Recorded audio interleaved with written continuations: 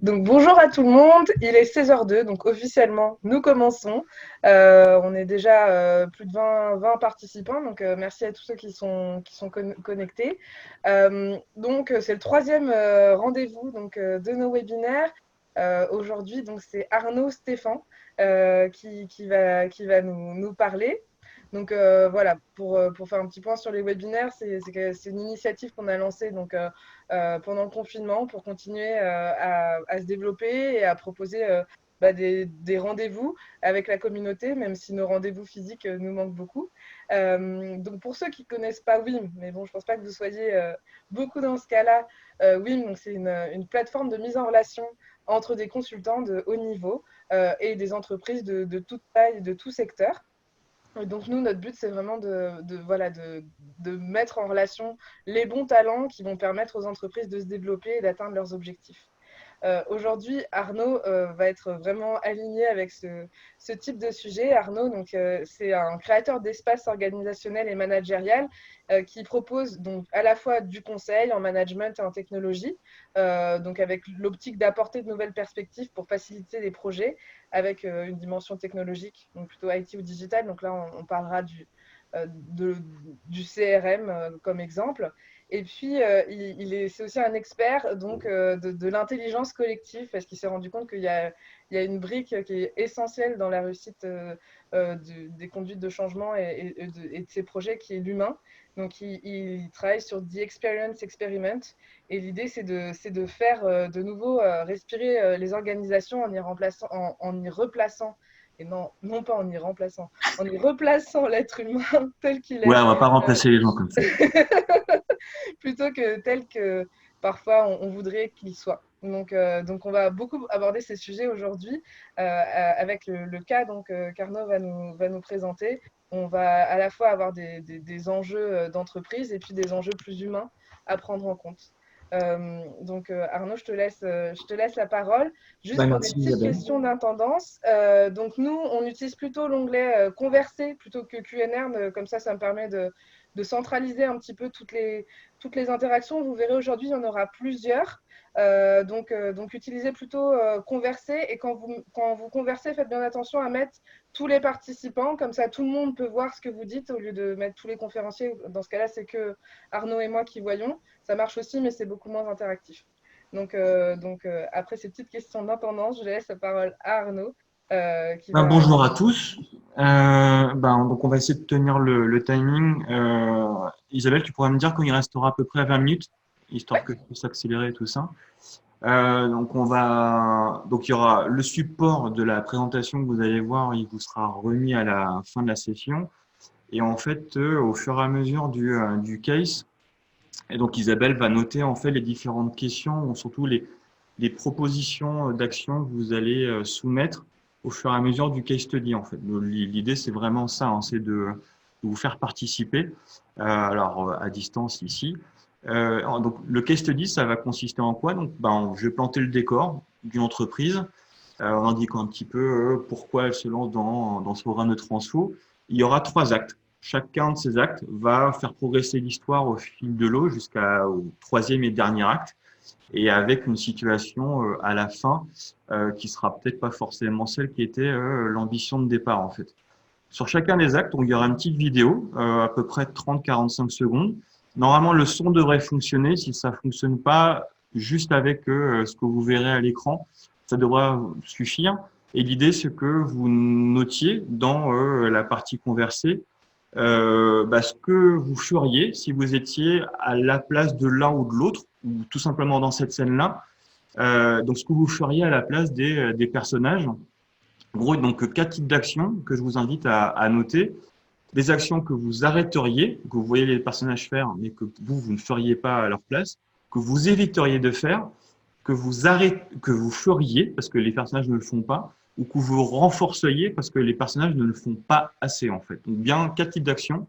Arrêter, éviter, renforcer ou démarrer, parce qu'en fait, les gens ne le font pas du tout. Et en fait, l'idée, c'est que Isabelle consolide les différentes actions que vous suggérez dans une mind map et qu'on va ensuite exporter et vous remettre avec le support de présentation à la fin de la session. Et voilà, donc je vais partager mon écran. Et on est parti. Hop là. Tac.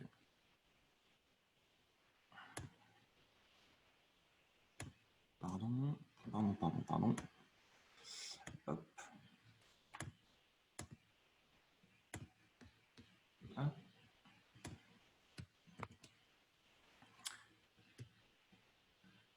C'est tout bon? Hop. Je regarde si c'est tout bon.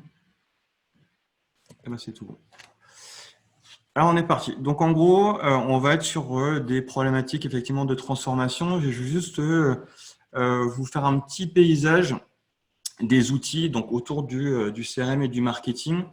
En fait, quand on parle de marketing, CRM et technologie, là, en fait, c'est une petite infographie donc, qui date de 2008, donc 2018, qui date un petit peu.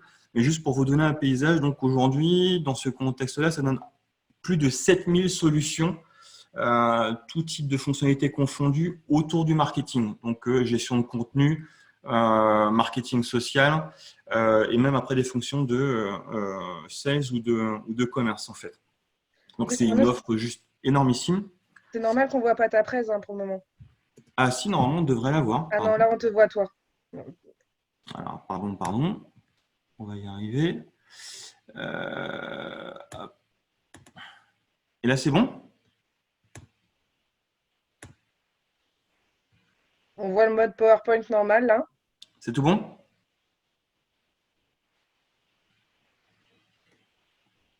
C'est Super, là, bon? c'est bon. Ah, ok. Bah, hop. Voilà. Donc, la petite infographie, en fait, marketing, donc avec l'écran, c'est mieux. Donc, voilà, c'est un petit paysage, en fait, proposé par Martech qui est assez intéressant, qui donne juste un aperçu de la quantité de solutions qui continuent de se développer et qui rend donc de plus en plus complexe le paysage technologique, notamment pour toutes les personnes qui interviennent dans le milieu du marketing et de la vente en général, en fait. Donc, ce qui rend pas forcément évident, ni le choix, ni l'implémentation. Et de l'autre côté, en fait, sur les aspects agilité, je vais vous donner un petit cadre que je trouve assez sympa, en fait, avec deux axes. D'un côté, la stabilité des besoins, donc quelque chose de très stable, limite réglementaire, et à contrario, quelque chose qui est plus volatile, typiquement là, essayer de proposer un nouveau service sur le marché. Et un deuxième axe, en fait, qui est davantage lié à la rapidité de mise sur le marché, en fait. Et plus effectivement, on a besoin de mettre sur le marché rapidement quelque chose qui est très volatile, c'est dans ce contexte-là où les méthodes dites agiles et innovantes, en fait, semblent plus adaptées, en fait. Et concrètement, c'est bien un paysage complexe puisque constamment et à chaque instant dans une entreprise, on a bien ces quatre typologies d'initiatives à pouvoir piloter. Donc, c'est ce qui suppose une forme d'agilité pour passer de l'une à l'autre, en fait. On va attaquer le case à proprement parler. Donc là, en fait, on va, donc on a bien, comme disait Isabelle, en fait, on est bien sur le CRM et développer la valeur client. Et en fait, tout l'enjeu de cette histoire-là, donc en trois actes, c'est l'ambition, c'était de faire plus, et on verra que ça peut-être va finir par devoir faire moins, en fait. On est dans un contexte d'entreprise B2B, 2C. Cette entreprise-là, en fait, appartient à un groupe. L'entreprise d'un côté et le groupe auront un rôle à jouer dans ce case. Et on a effectivement le CRM donc, qui est en train d'être déployé, qui est principalement sous la responsabilité de la direction commerciale. Donc, c'est la direction commerciale qui sera vue ici comme un personnage qui est le principal sponsor de ce programme-là, en fait. On a donc cette ambition de la direction commerciale qui est de créer davantage de valeur pour ses clients, sans prise, en fait, améliorer les connaissances qu'elle en a, capturer plus de données et surtout en tirer davantage de valeur pour être à même de proposer soit de nouveaux services, soit de proposer mieux les services qu'elle propose déjà, en fait. On va retrouver deux autres personnages clés dans l'histoire qui vont être le directeur digital et transformation et la direction marketing qui va intervenir directement dans le premier acte, en fait. Donc, les sponsors dans ce programme-là sont principalement la direction commerciale et le directeur digital et transfo. Donc, premier acte qui va se jouer. Donc, alors, à chacun des actes, je vais vous indiquer le contexte, les protagonistes et les drivers principaux de chacun de ces personnages-là. La vidéo que vous aurez ensuite, donc qui va durer 30 à 45 secondes, va mettre ces personnages-là en situation et ce sera l'occasion pour vous de noter les actions que, si vous étiez dans cette situation-là, vous arrêteriez, vous éviteriez, vous renforceriez ou vous démarriez en fait. Donc B2B, B2C, c'est le business model de l'entreprise. C'est une entreprise en fait qui fait des réparations. Et en gros, donc un client physique, une personne physique, a besoin de faire une réparation. Elle va aller dans cette entreprise-là en fait, sur recommandation de son assurance. L'assurance prend en charge la totalité de la réparation. Et le client, en fait, une fois qu'il est effectivement, il a la réparation effectuée, il s'en va, il peut donner un petit feedback. Dans ce contexte-là, la relation entre les assurances qui, eux, vont payer en lieu et place de la personne physique, cette relation-là, elle est gérée par la direction commerciale. La relation et le feedback des personnes physiques qui, eux, sont réparées, qui sont faire les réparations, elle est gérée par la direction marketing. Et effectivement, la direction des opérations, elle, traite les différentes réparations à proprement parler. Dans ce contexte-là, et la scène que vous allez voir, la direction commerciale, on va retrouver la direction commerciale, la direction marketing, la direction des opérations. La direction commerciale, son driver à elle, c'est ce que je fais moi, c'est important. Et donc, ce qui peut sous-tendre implicitement que ce que font les autres, c'est moins important. C'est la même chose pour la direction marketing, ce qu'elle fait elle, donc la relation qu'elle a avec les personnes physiques qui viennent pour des réparations, c'est ça qui est important. Et de la même façon, en fait, les directions des opérations, ce qu'elle fait, donc des réparations à proprement parler, c'est ça qui est important en fait. C'est cette dynamique-là qui va se jouer. Chacun des personnages a une contrainte. Il se trouve que la direction commerciale a souffert par le passé d'un manque de collaboration sur ces différents projets. C'est ça qui la plus grosse difficulté à laquelle elle a dû faire face. La direction marketing, sa difficulté à elle, c'est qu'elle a un peu de données et en fait, elle est un peu le parent pauvre en termes d'outils et de solutions. Et le dernier des personnages, en fait, c'est la direction des opérations. Et elle, dans sa contrainte, en fait, c'est qu'elle est davantage dans un rapport au temps, dans l'urgence, en fait. Tout ce qu'elle doit faire, elle doit le faire là, maintenant, tout de suite. Donc, petite vidéo, 30-45 secondes, et vous notez dans la partie conversée ce que vous feriez, arrêteriez, éviteriez de faire ou renforceriez.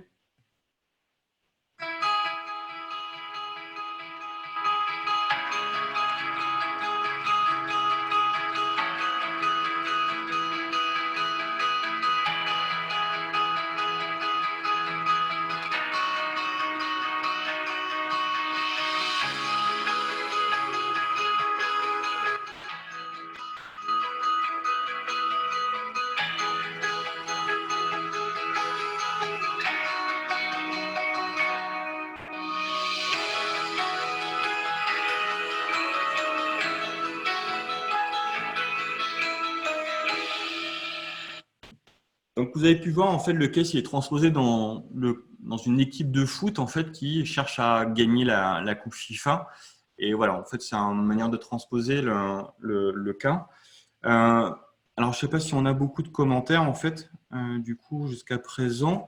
Là, on voit bien que dans l'enjeu, dans la vidéo, en fait, on a les personnages qui tous essaient de parler au-dessus de la mêlée. Tout l'enjeu, en fait, ça va être déjà de se faire entendre des autres protagonistes. Et la première chose à faire quand on cherche à se faire entendre, c'est finalement déjà d'écouter les autres.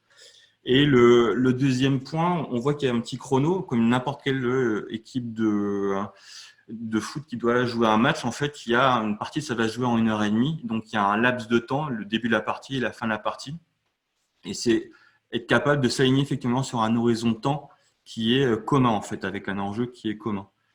Là, c'est un petit laïus complémentaire sur ce type de situation. Il se trouve que pour faciliter la communication, ou en tout cas essayer de pallier aux problèmes de communication, il y a des différentes initiatives ou outils qui existent. Alors, on peut appeler ça des outils de gouvernance ou d'architecture d'entreprise qui peuvent essayer de résoudre ces problèmes de communication.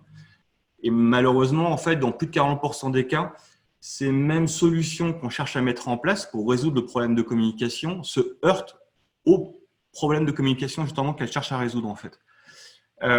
Et c'est là toute la difficulté. Les 3 points clés qu'on retrouve de manière assez classique, c'est des objectifs mal définis ou mal communiqués. Donc, si typiquement, en fait, on n'écoute pas les autres, c'est délicat d'arriver à identifier les freins ou les craintes ou les questionnements qu'il peuvent y avoir.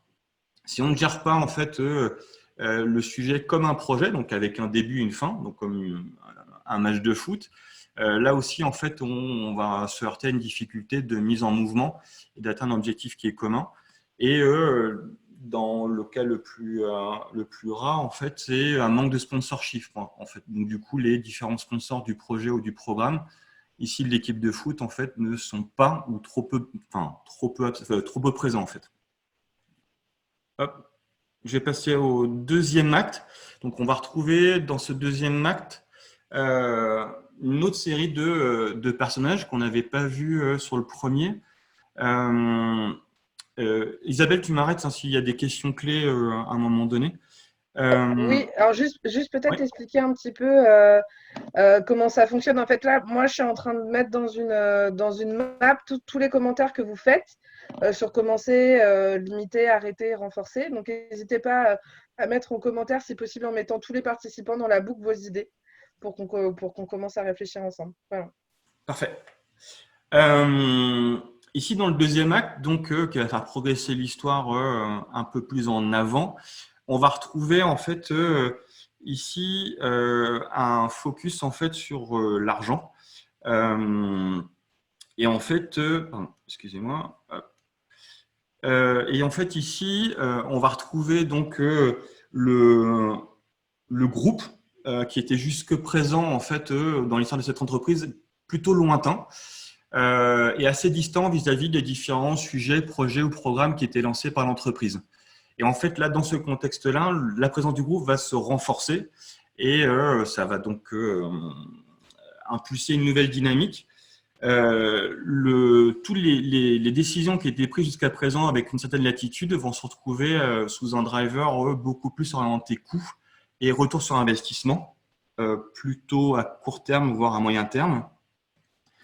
Donc, dans le cas qu'on va voir ici, dans l'acte qu'on va voir ici, on va retrouver donc le groupe incarné par un personnage. Vous le verrez de la manière, ça sera marqué sur le personnage. On va retrouver ici le directeur digital et transformation qui n'était pas là dans le premier acte. Et on va trouver également le CIO, donc le DSI, qui lui reporte au directeur digital et transformation. En fait. Donc, on va voir ces 3 personnages-là qui vont être au cœur de ce deuxième acte avec une dynamique que je vais détailler. Et vous ferez attention, mais vous retrouverez aussi, parce qu'on est toujours sur le bord du terrain de foot, on retrouvera nos 3 personnages du premier acte également sur le terrain, en fait. Et ça sera également l'occasion pour vous de noter ce que vous feriez ou pas, vous éviteriez ou vous arrêteriez dans cette situation-là, en fait. On a donc le groupe. Lui, en fait, son objectif, c'est de maximiser le cash flow à horizon court terme, voire moyen terme, en fait, avec l'intention potentiellement de revendre l'entreprise. Son driver à lui, en fait, c'est tout doit être certain, prévisible, prédictible. La contrainte qu'il a, malheureusement, c'est qu'il a une vision biaisée des choses, puisque les informations dont il dispose pour décider sont avant tout fournies par la direction digitale et transfo, en fait. On a le directeur digital et transformation, c'est un personnage à part ici. Lui, il est avant tout carriériste et en fait, ce qui importe, c'est ce qui peut lui servir à lui, en fait. Si ça sert aux autres, tant mieux. Si ça ne sert pas aux autres, c'est pas forcément très grave, en fait. Donc lui, son driver, c'est vraiment je fais des choses qui sont importantes pour moi, en fait, pour ma carrière. Et on a le CIO, le dernier personnage en fait clé dans cette histoire-là. Lui, en fait, il est plutôt en fin de carrière et dans ce contexte-là, il va avoir un driver plutôt conservationniste, en fait. Lui, son idée, c'est finalement de faire des choses qui continue à l'amuser, mais par contre, sans chercher à le bousculer dans ses habitudes. Donc lui, en fait, aussi, il va chercher une forme de certitude. J'évite les problèmes. Et ben voilà, donc nouvelle vidéo, à peu près pareil, même format, 30-45 secondes. Et je vous invite donc à noter ce que vous feriez si vous étiez à la place de l'un ou l'autre de ces personnages, ou même vous pouvez passer au travers de ces différents personnages, ou tout simplement si vous étiez dans ces scènes-là en fait.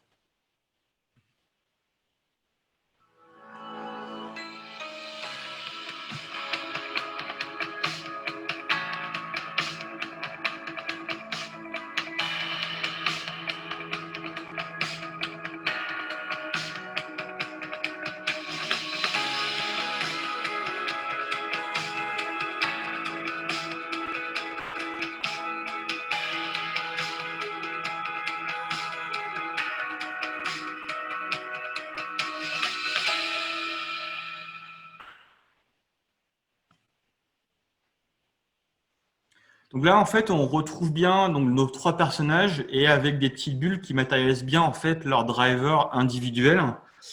Et bon, le groupe, en fait, comme je vous disais, lui, son focus, c'est avant tout finalement la rentabilité en fait à court ou à moyen terme. Et on a le CIO qui est plutôt dans une posture en fait pas de violence et les vacances, mais en tout cas dans une posture très à éviter les problèmes, en fait, en tout cas les difficultés, donc les efforts, donc les choses nouvelles, en fait. Dans ce contexte-là, ce qui est en train de se jouer sur ce deuxième acte, après le premier, c'est finalement un focus qui risque de se faire davantage sur les coûts, puisqu'en fait, on voit bien qu'on a le groupe d'un côté et le CIO de l'autre qui sont avec deux drivers de certitude, donc quelque chose qui doit être extrêmement prévisible, et qui va balayer ou tenter d'écarter en tout cas, ou avec cette tendance-là à écarter des choses nouvelles ou en tout cas qui vont générer de l'incertitude en fait, donc des choses qu'on ne maîtrise pas forcément parce qu'on est en train d'essayer de tester des nouvelles choses. Ce focus-là ou ce driver-là, orienté donc certitude, va probablement et risque de privilégier avant tout une rentabilité court terme et donc casser une logique d'investissement ou d'innovation, en tout cas essayer de faire des choses différemment. Soit ça, soit tout simplement une politique de réduction de coûts en fait. Ce qui m'amène finalement à l'enjeu là dans ce deuxième acte en fait, où l'un des donc au top 3 des problèmes cités, que ce soit par des dirigeants côté IT, digital ou business, en fait, dans le top 3 des problèmes cités, c'est l'augmentation des coûts IT ou digital, en fait. Et ça compte pour près de 40%, en fait, des personnes interrogées. Donc là, en fait, on voit bien qu'on a d'un côté un podium avec 3 places sur laquelle trône une augmentation des coûts. Et il se trouve qu'en face de ce podium-là, on a un autre podium avec 3 types d'initiatives majeures citées comme le plus fréquemment lancées. Et parmi ces 3-là, on a des initiatives qui visent à réduire les coûts. En fait, d'un côté, un problème qui est cité dans le top 3 comme étant des coûts qui n'arrêtent pas d'augmenter, et de l'autre, on n'arrête pas d'essayer de les diminuer en fait. Et donc là, le vrai sujet qui est posé ici, c'est est-ce que les initiatives de réduction de coûts sont bien en train d'agir au bon endroit? Est-ce que c'est bien ce type d'initiative-là qu'il faut lancer? Peut-être que le problème est ailleurs en fait. Donc, premier acte, on avait toute une difficulté de s'accorder tant sur un objectif commun en écoutant les autres que sur un horizon temps en fait compatible.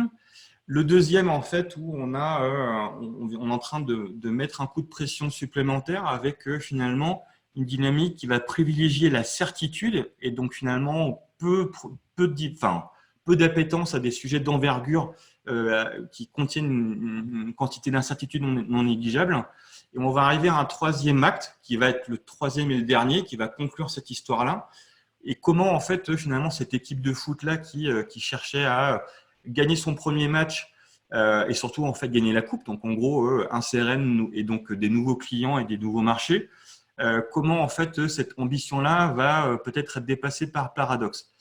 Cette troisième situation-là, en fait, elle va être un petit peu différente dans ce troisième acte, puisqu'en fait, on aura 3 types de fins différentes.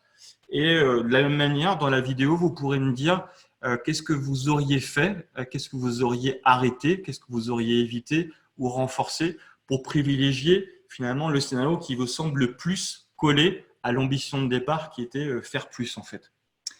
On va retrouver dans ce troisième et dernier acte notre protagoniste de base qui est le sponsor du programme CRM, donc la direction commerciale.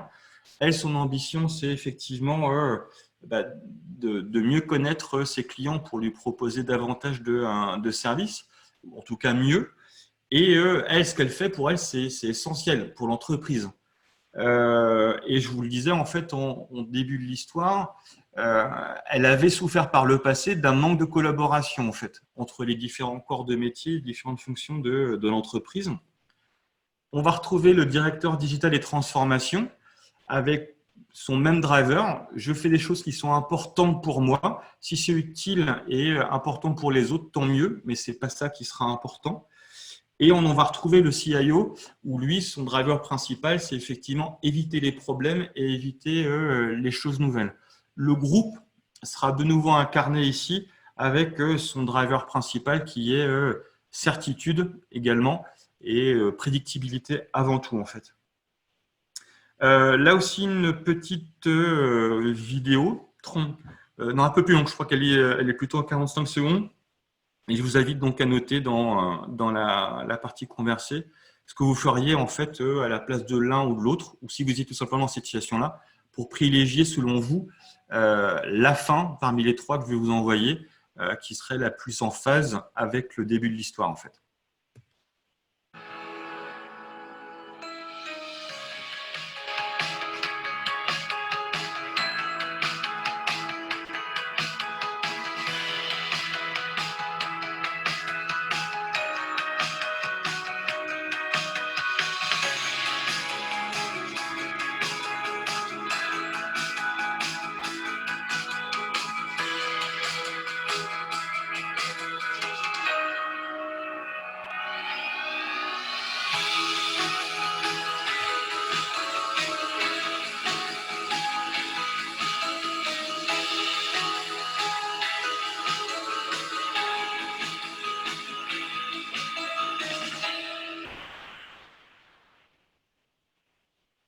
Donc là, en fait, il y a bien 3 fins possibles. Celle qui aurait dû se passer, celle qui aurait pu se passer et celle qui s'est finalement fait, enfin, ce qui est réellement produite, avec 4 jauges qu'on voit finalement qui représentent les différents drivers ou satisfaction des intérêts, cette fois-ci individuels en fait. Mesurés sur est-ce que la fin possible on va dire, elle apporte la valeur escomptée ou davantage de valeur. La gloire, en fait, cette fois-ci individuelle, c'est du coup, est-ce que chacun s'en sort grandi? La quantité d'efforts qu'il aura fallu fournir, donc en gros, typiquement dans le cas du CIO, où on le voit un moment transpirer, faire des choses nouvelles, pour lui, en fait, ça le met dans une position inconfortable. Et effectivement, la dernière jauge qui est le côté certain, en fait. Et ça donne en fait un petit indicateur de finalement quelle fin va être davantage privilégiée. Là, on est sur la clôture ici. Alors après, je ne sais pas si on va peut-être essayer de débriefer aussi sur les premiers éléments en fait qui ont pu être capturés. Pour clôturer en fait ce troisième acte, donc l'ambition c'était bien une vision CRM globale portée bien sûr par la direction commerciale, mais qui avait vocation justement à casser les différentes cloisons pour raccrocher tout à la fois la vision B2B, donc avec les assurances, la vision B2C, donc pilotée par le marketing en lien avec les personnes physiques qui viennent pour des réparations, et le tout en fait avec une solution CRM mise en œuvre par la direction digitale et transformation. Donc on avait bien une ambition globale, transverse, donc en gros une équipe de foot qui doit jouer ensemble pour arriver à gagner.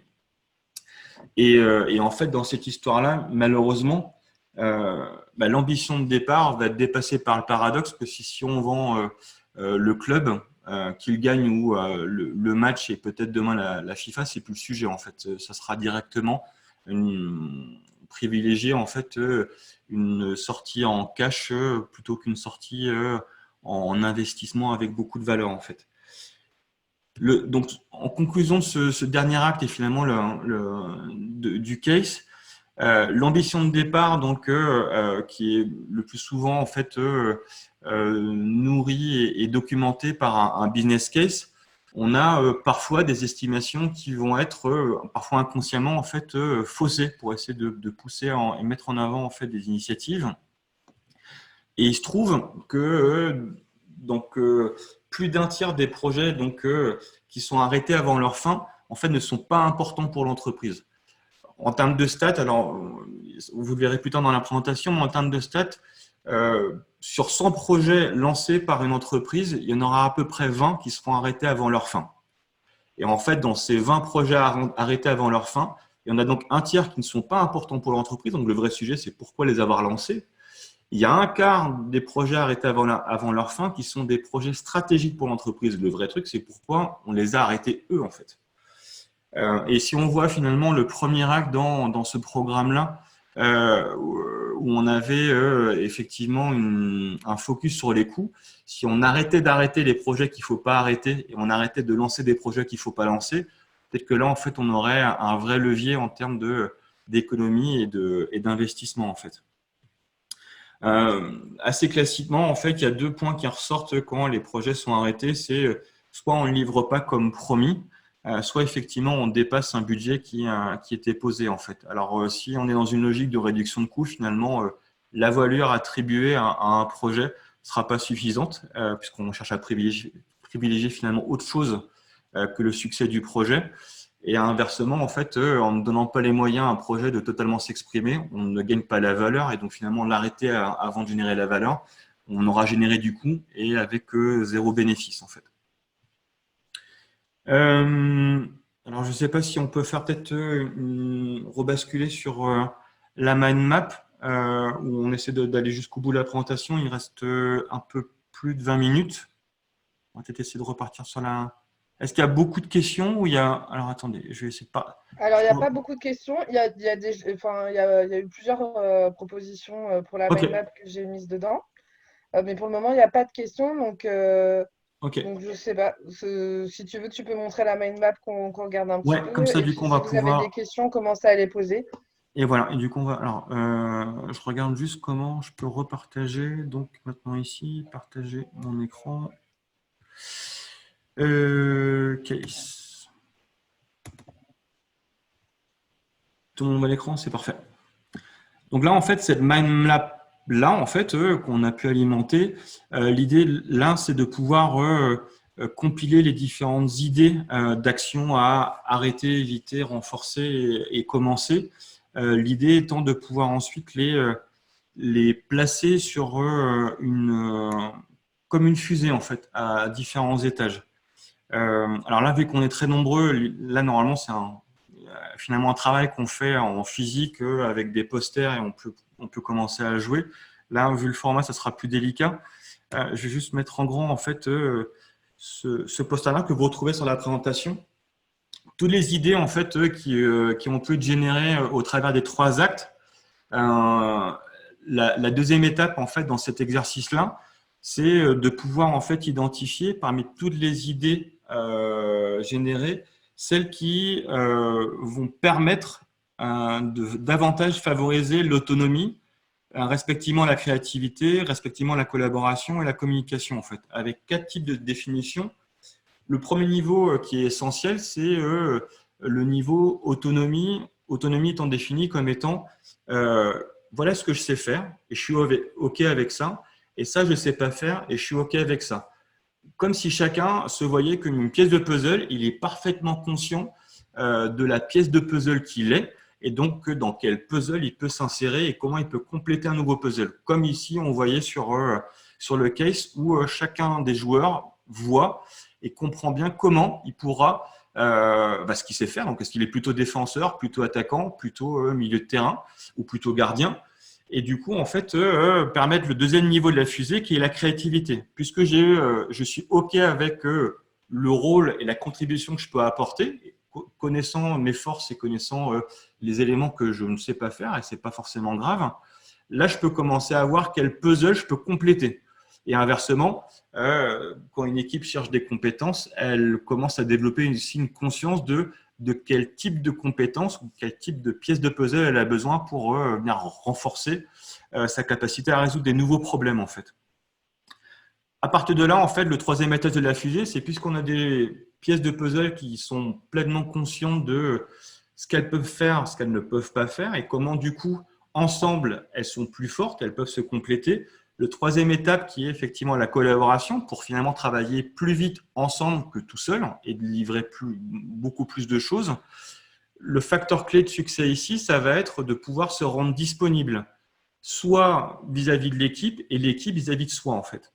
Le dernier étage de la fusée, donc finalement, c'est l'un des enjeux clés qu'on voyait d'ailleurs dans le premier acte, où puisque je vois parfaitement comment je m'inscris dans une équipe et comment l'équipe me complète également.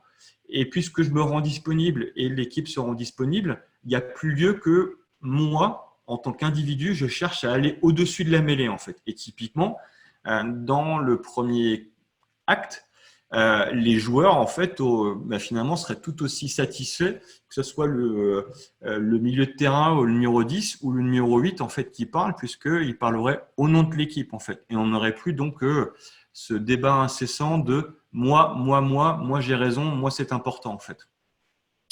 Alors, du coup, là, je pense peut-être qu'on le fera après coup. Isabelle, en fait, en général, ce que je fais dans des sessions physiques, en fait, c'est après reprendre les différentes idées qui ont été générées ici, les affiner et en fait, ici, en sortir les éléments que collectivement, on verrait contribuer directement à l'autonomie, à la créativité, à la collaboration, à la communication. Ici, quand jette un œil très rapidement sur les éléments évoqués, typiquement l'écoute, c'est quelque chose que chacun, déjà sur un plan individuel, on peut faire en fait. Et ça va justement contribuer à être OK avec ce que les autres peuvent apporter ou ce que moi je sais faire ou ce que je ne sais pas faire en fait. Effectivement, la partie passer la balle, donc j'imagine qu'ici, c'est capable de jouer collectif. Donc, voilà le bout de chemin que je peux faire. Je te remets le ballon pour que tu ailles plus loin en fait dans la partie, sachant que moi, j'aurais joué ma partie et toi, tu la joueras également en fait. Donc, il y a bien ce côté collectif. Donc là, assez naturellement, on va le retrouver sur soit la collaboration, soit sur la créativité. Parce que, en gros, je vois très bien et chacun verra très bien quel rôle il peut jouer sur le terrain, plutôt défenseur, plutôt attaquant, plutôt milieu de terrain ou même gardien, en fait, tout simplement.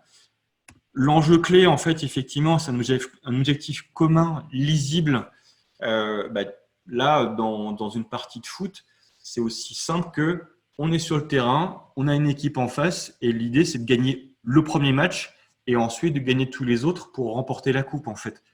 Si on arrive à formuler un objectif aussi simplement et aussi efficacement dans un contexte business, ici, en fait, la valeur client, et ce n'est pas que le projet de la direction commerciale, c'est le projet de toute l'entreprise. Et voilà, en fait, comment chacun se voit contribuer à cet objectif global. C'est là où, en fait, on casse les différents débats d'ego, en fait. La collaboration, le travail collaboratif, bien sûr. Il y a une idée intéressante ici, c'est le temps de prise de recul. Effectivement, on voit bien qu'il y a le chrono qui est en train de tourner à un moment donné. Et ça, c'est une idée assez chouette, je trouve, puisque il y a un temps pour discuter. Donc finalement, il y a un temps pour se préparer avant le match. Et quand on est sur le terrain, là, l'idée est plus de discuter, mais de jouer en fait. Et donc, on n'est plus en train de se poser des questions. Et l'idée, c'est surtout en fait de faire et de tout faire pour essayer de gagner le match en fait.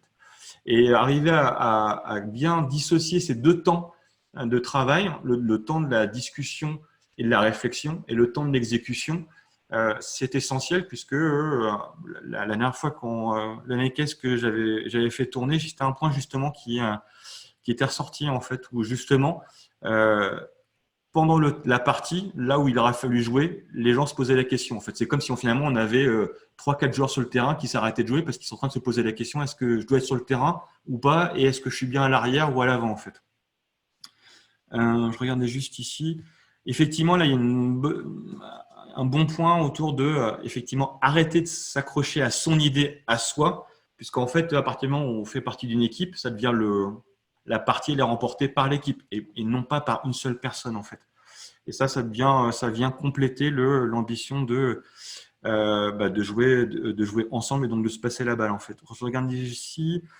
En termes d'idées, on a effectivement une vision court-termiste et c'est un point qu'il vaut mieux effectivement arrêter et renforcer au contraire en fait l'ambition globale et comment chacun peut y contribuer en fait plutôt que d'avoir une approche marche forcée en fait. On retrouve sans surprise effectivement le focus sur l'objectif commun puisqu'en fait sans ça on n'aura pas une vision collective et l'équipe qui parle d'une seule voix en fait. La dernière partie de l'exercice qu'en général on traite en fin de session, c'est une fois qu'on a placé donc les différentes idées sur ce modèle-là, que vous retrouvez dans la presse, je vous le redis, donc avec ces 4 niveaux-là, et vous verrez sur la droite également en fait le moi et les autres, et corp. En fait, ces 3 aspects globaux. Donc, en fait, dans le cas de l'équipe de foot, c'est le joueur et l'équipe, le joueur et l'équipe, et le groupe et la Coupe du Monde ou la Coupe FIFA à remporter en fait. Une fois qu'on a placé et qu'on a mieux classé les différentes actions à renforcer ou à démarrer, là, du coup, on a les compétences à développer. La dernière étape, c'est de les placer dans le temps en fait. Alors, je vais zoomer ici. On voit assez naturellement que tout ce qui permet de développer ou de changer, d'accompagner les postures individuelles avec les membres du groupe, ça va être des éléments qu'on va pouvoir activer a priori plus rapidement en fait. Donc, on a bien 2 axes ici qu'on va retrouver. Une vision court terme, donc est-ce qu'on peut activer tout de suite, voire même le jour même, donc à partir de demain, si vous revenez sur vos projets respectifs. Et à contrario, ce qui va nécessiter un peu plus de temps ou de maturité en fait pour être mis en œuvre, parce que ça va nécessiter davantage de pratique en fait. Il y a un deuxième axe ici avec l'impact a priori soit très élevé ou plus modéré en fait. Et là, ce qui me donnait en fait 2 autres séries d'actions qu'on pourra mettre dans un plan en fait, avec les actions qu'on peut mettre immédiatement, mais avec un impact plus modéré, ce sera davantage des quick wins, et les actions qui auront un impact a priori en fait plus modéré et qui vont de toute façon nécessiter un peu plus de temps, seront des éléments en fait plutôt sympas à avoir pour compléter terminer en fait ou parachever le changement de posture en fait. Le cœur des actions, c'est bien celles qu'on peut mettre immédiatement à court terme. Donc typiquement en fait le fait de s'écouter, le fait de jouer collectif et qui vont avoir un impact colossal sur arriver à changer le cours de cette histoire-là qu'on a pu voir en fait. Alors après, je ne sais pas s'il y avait d'autres questions qui revenaient ici sur ce point-là. Et je vais essayer de terminer peut-être sur les 10 minutes qui restent, en fait, sur des éléments complémentaires dans les contenus que vous retrouverez en plus dans la présentation. Hop.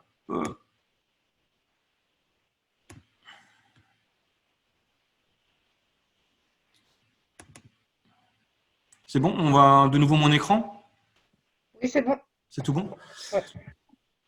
Donc ici, en fait,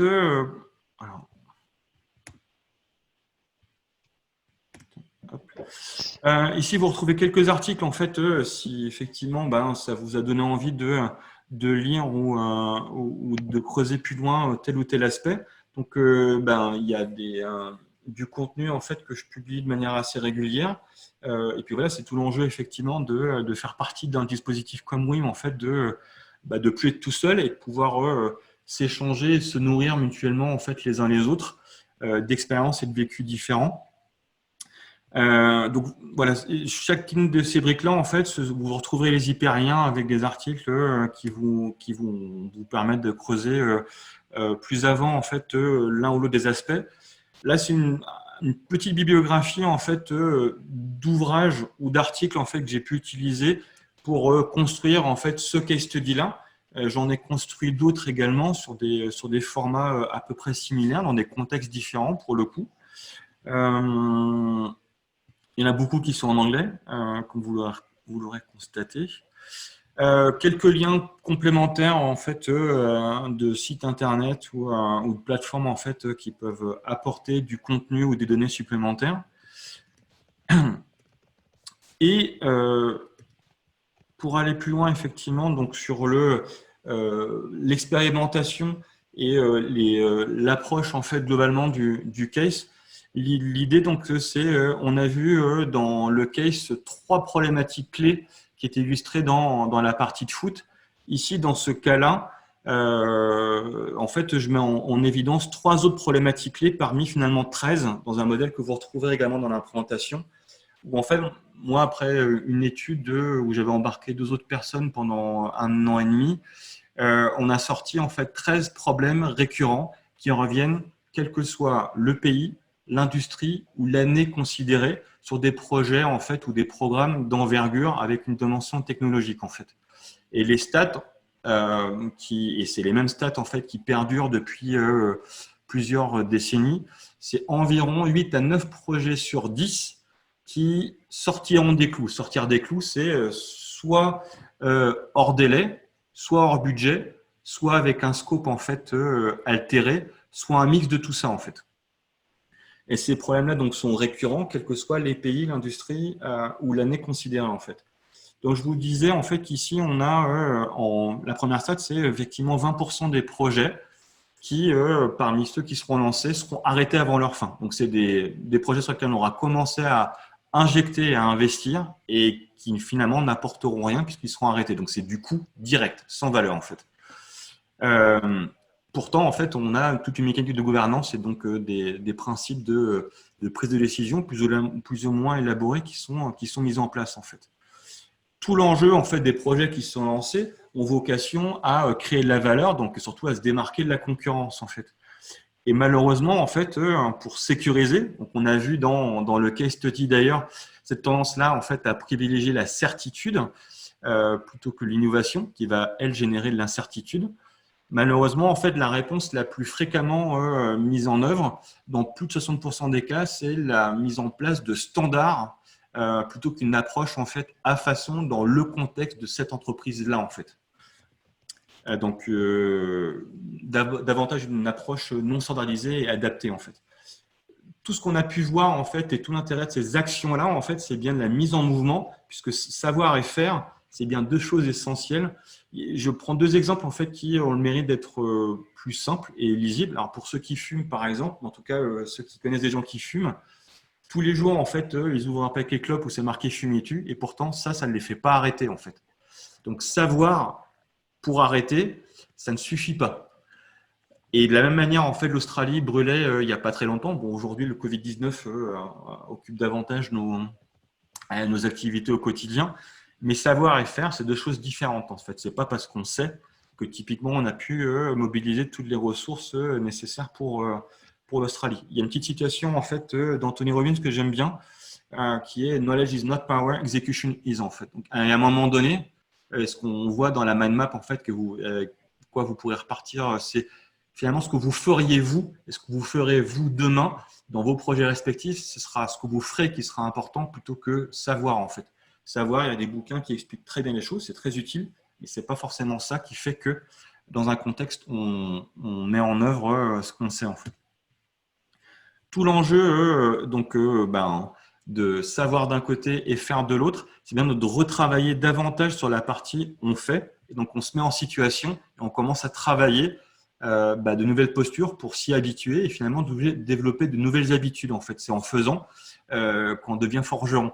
Moi, j'ai mis un exemple en fait de j'ai envie d'être plus en forme. C'est pas un jour je me lève, je fais une pompe, je me relève et c'est bon, je suis musclé en fait. C'est parce que je vais faire une pompe tous les jours, des pompes tous les jours, tout le temps, tous les jours, qu'à un moment donné, ça va avoir un impact sur la durée, en fait. Et c'est bien tout l'enjeu de faire pour développer une nouvelle pratique. Et c'est en faisant que c'est la pratique que se développe. Et donc, vous retrouvez en fait sur finalement ce petit diagramme-là les 13 problèmes récurrents.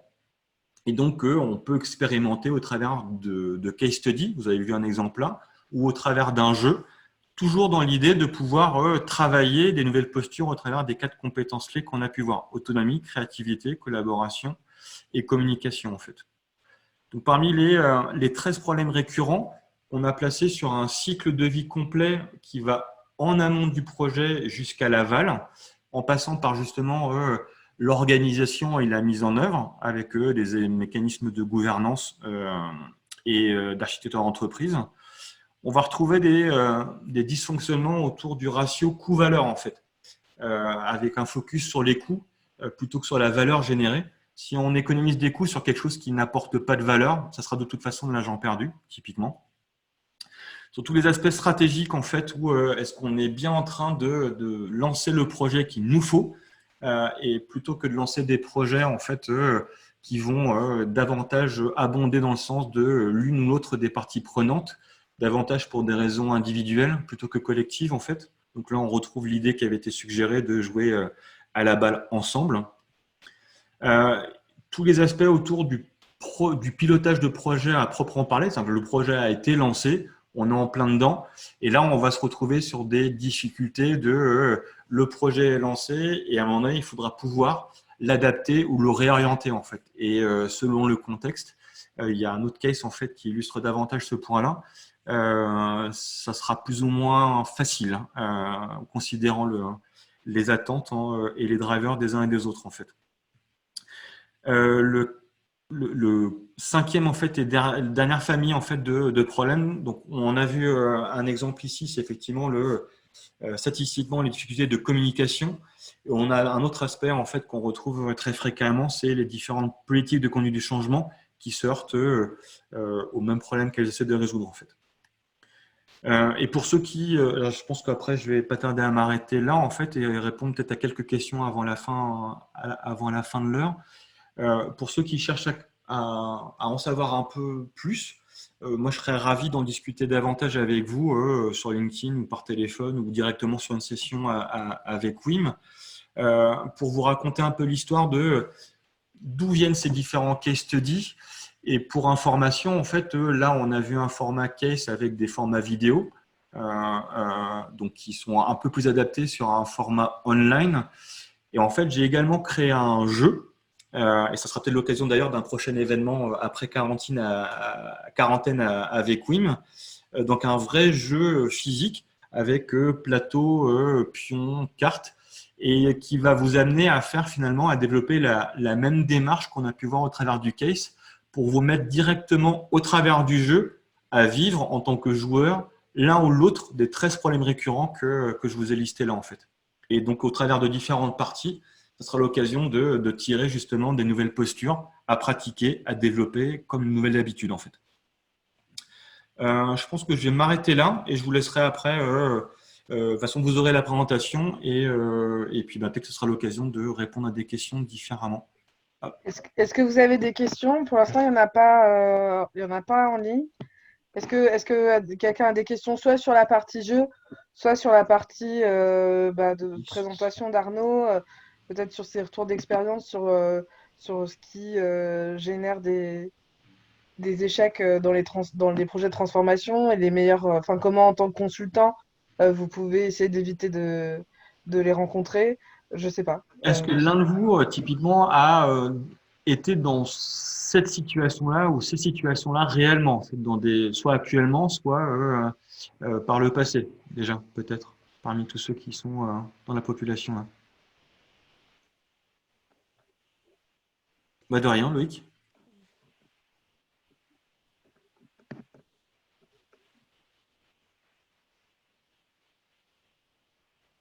En tout cas, voilà, c'est un peu la limite aussi l'exercice de quand on est un face à, alors je sais pas combien on est de participants, mais en tout cas, je serais ravi de pouvoir discuter ou échanger, finalement, s'échanger nos histoires respectives, parce que enfin, en tout cas, moi, c'est comme ça que c'est tout le cœur en fait du case study ici, ou du jeu, c'est de pouvoir justement, au travers de nos différentes histoires qu'on a vécues, comment en fait on peut en tirer des nouvelles manières de voir les choses ou de nouvelles postures. C'est tout l'enjeu pour moi de la fameuse face cachée de l'iceberg, développer de nouvelles postures. Et c'est ça en fait qui sera le vrai levier de demain pour faire différemment et donc casser la récurrence de ces 13 problèmes qui reviennent tout le temps, tout le temps, tout le temps. Camille a une question. Donc justement, comment apprendre des échecs, en tirer des éléments pour rebondir, comment prendre du recul sur ce qui n'a pas marché? Est-ce qu'il y a des critères clés pour te questionner? C'est une très très bonne question. Alors, il y a déjà un point clé dans ce que tu dis, Camille. C'est on a une tendance enfin, un biais cognitif alors c'est souvent 80% des gens qui ont tendance à voir les différences, donc comme typiquement dans un jeu de cette différence ou ce qui ne va pas, plutôt que de voir ce qui va bien en fait. Et là, typiquement, en fait, quand tu dis les lessons learned, il y a tout à la fois un intérêt à identifier ce qui a bien marché et identifier ce qui a moins bien marché en fait. Pourquoi?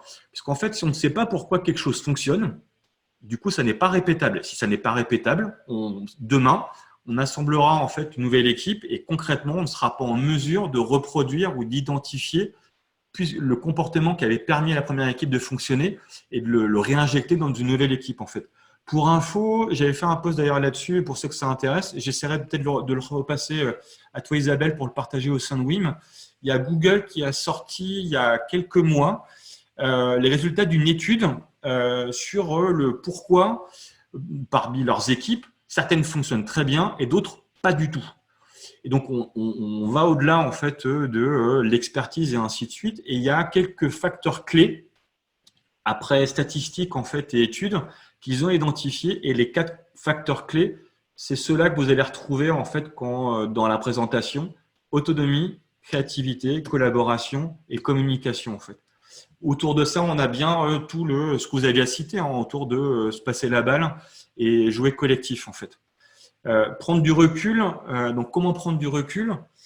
C'est justement créer des occasions de sortir la tête de l'eau. Donc, c'est des sessions comme WIM organise ici pour faciliter et favoriser l'échange d'expériences pour sortir du débat qui, pour moi, est très stérile du j'ai raison, t'as tort en termes de méthode ou ainsi de suite. En fait, à partir du moment où on raconte une histoire, voilà ce que j'ai vécu, chacun peut se projeter là-dedans et lui en tirer en fait ce qu'il pourra réutiliser dans son contexte à lui en fait.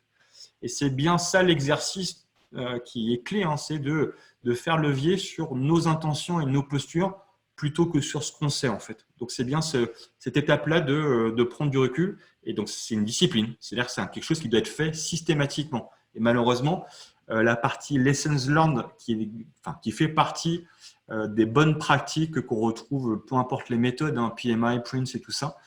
Lessons learned, c'est un truc qui, quand c'est fait, est fait très vite et pas réutilisé, et c'est le plus souvent pas fait. Donc en fait, collectivement, l'organisation n'apprend pas et n'est pas plus intelligente avec les gens qui en ont fait partie que pas en fait. Donc du coup, collectivement, on est à peu près tous aussi cons. Donc c'est bien ça l'enjeu en fait, Camille, de créer cette discipline-là, de se forcer à sortir la tête du guidon en fait. Est-ce qu'il y a d'autres questions? Il y avait un commentaire, oui, trop souvent, les égos sont des uns et des autres freinent l'avancée. Alors, attends, j'ai la suite de la question de Camille. Ouais, lié au sens en fait. Je vais juste le lire parce que les participants ne la voient pas. Dans quel axe se situent les aspects liés au sens donnés par les collaborateurs, ce qui importe pour eux, leurs valeurs, raison d'être? On le voit de plus en plus pour rendre les équipes épanouies, c'est un facteur clé. Est-ce que finalement, c'est l'objectif chapeau des 4 axes présentés? C'est un fil rouge en fait, puisqu'en développant les 4 compétences, l'idée, j'étais sur un bout de travail juste avant en fait, on était en plein là-dedans. Donc merci, donc, on va bien dans cette direction-là. En termes de posture, c'est très différent de dire voilà l'objectif, voilà ce que vous devez tous faire en fait. C'est très différent de faire ça que de dire voilà l'ambition qu'on a, comment chacun de vous imaginez contribuer à respectivement l'un l'autre de ces objectifs-là, en fait. Donc, finalement, c'est comme si on posait l'objectif de, donc, tu disais, hein, créer du sens. Donc, je veux gagner l'équipe de foot. On est tous ensemble. Comment chacun de vous se voit jouer sur le terrain et quel poste occuper, en fait. Et en intégrant et en partant de la logique individuelle de voilà ce que je sais faire et je suis OK avec ça, voilà ce que je ne sais pas faire et voilà, et je suis OK avec ça aussi. On va davantage capitaliser sur, les forces de chacun, plutôt que de pointer du doigt sur tu ne sais pas faire ça et c'est nul. Et en plus, puisque chacun va s'appuyer sur ses forces, on va lui l'inciter à voir la contribution qu'il peut apporter à tel ou tel objectif, en fait. Et c'est là où on va avoir une logique tout à la fois top-down et bottom-up, où chacun va pouvoir s'inscrire dans un objectif commun. Et c'est là, en fait, où on va commencer à raccrocher les ballons, effectivement, à davantage donner du sens. Je ne sais pas si ça répond à ta question, Camille. Peut-être qu'elle est partie, du coup. Donc, Bien, OK. ouais, super. La dernière question, si possible. Comment rendre transparent ces efforts internes autour de tout ce qui a été dit pour en faire un élément de différenciation autant en interne pour recruter qu'en externe pour les clients? Excellent. Juste avant que tu répondes à cette question, est-ce que vous pouvez nous faire un petit commentaire pour ceux qui doivent peut-être partir parce qu'on est 17h, en me disant sur de 4 de 1 à 5, 5 étant la meilleure note, comment vous avez estimé le webinaire, ce qu'il a été utile pour vous. Et voilà, après je vais faire ma réponse. Je regarde les commentaires aussi. Donc, merci Leslie pour les commentaires. Il y avait Christophe aussi qui avait des remarques intéressantes. Augmenter la satisfaction client, ouais.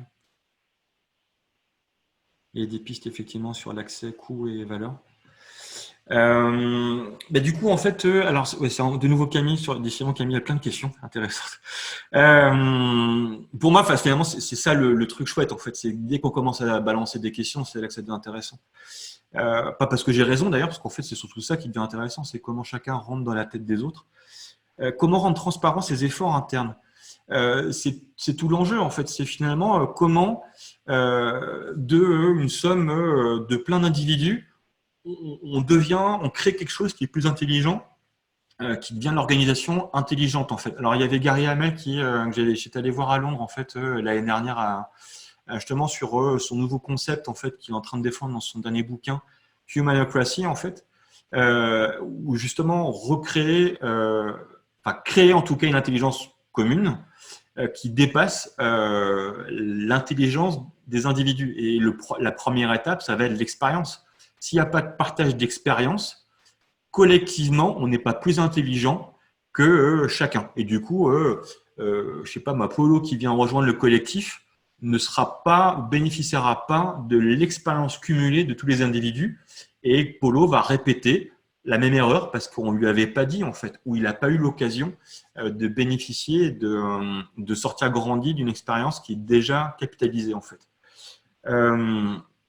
Comment rendre transparent? Déjà, c'est l'exercice même de le faire. En fait, on en revient toujours à cette discipline-là qui est malheureusement écartée, parce que c'est une discipline, sinon ça ne devient pas une habitude, et c'est de le faire de manière consciente, constante et non arbitrée en fait. Et à partir du moment où ça devient une nouvelle discipline, il y avait Harvard Business Review qui avait sorti il n'y a pas très longtemps un article justement sur le taux de personnes qu'il faut convaincre. Donc en gros, si je prends l'axe interne, externe, si on arrive à convaincre ou à embarquer à peu près 10% d'une population sur un nouveau comportement, dans un contexte en fait qui a un autre comportement, c'est suffisant pour faire changer le comportement de la totalité de la population en fait. Et c'est là où la conversion, ce qui se voit en interne, se voit en externe.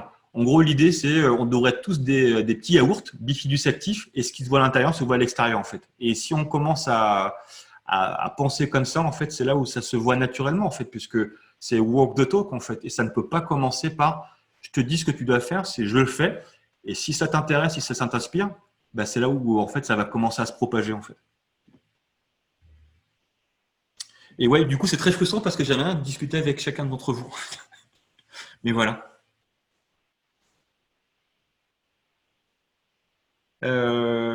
Je pense qu'on va Bon, on va arrêter arrêter le là. webinaire, mais merci beaucoup Arnaud. Bah, C'était merci à vous. très Super intéressant. chouette. Ouais. Pardon, vas-y. Oui, Euh, mais merci beaucoup. C'était une belle occasion, je trouve. C'était chouette. Super. Bah ouais, c'était bien la partie jeu, puis la partie un peu plus prise de recul était aussi assez enrichissante. Oui. Donc merci pour tout. Nous, on va vous envoyer donc la map, la mind map là sur laquelle on a travaillé, et puis la présentation à la suite du webinaire. Euh, et donc, on vous donne rendez-vous. Alors là, on change un petit peu de notre créneau de mardi de 16h à 17h qu'on reprendra très rapidement. Mais le prochain rendez-vous, donc c'est jeudi prochain, donc le 30 avril à 14h30, avec des conseils sur comment manager quand on est indépendant. Comment on manage des équipes quand on est consultant indépendant. Avec Alexandre Korolev, donc qui est un coach que nous aimons beaucoup, avec lequel on travaille beaucoup, qui a animé plusieurs meet-ups. Et ce sera un webinaire en partenariat avec Crème de la Crème. Voilà. Euh, Eh donc, ben, merci beaucoup. Prenez soin de vous. Enfin, je vais pas faire comme ouais, bah, la Miss Météo, là, mais voilà. ça te va très bien, ça te va très bien. Donc, c'est vrai, prenez soin de vous, tenez bon, et puis à À très vite. bientôt. Merci, Merci. Au revoir. au revoir.